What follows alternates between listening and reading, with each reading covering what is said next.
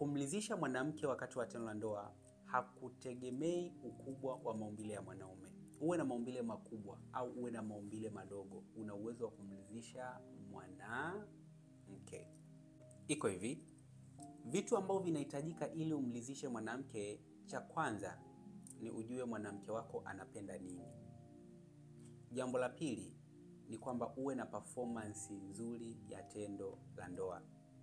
Yaani maumbile yako yasimame imara, uwe na uwezo wa kurudia raundi zaidi ya moja, lakini pia uwe na uwezo wa kupata hisia kwa haraka baada ya kumaliza raundi ya kwanza au ya pili ili kuendelea na raundi ya pili. Nikiwa na maana ya usichelewe sana kurudia raundi inayoendelea baada ya kumaliza raundi ya kwanza. Kwa sababu unapochelewa kurudia raundi ya pili, maana yake hisia kwa mwanamke zinapotea. Kwa unapokuja kuanza tena kuendelea na raundi ya pili, itahitaji tena umuandae upya ndipo apate feeling tena kuendelea na raundi ya pili.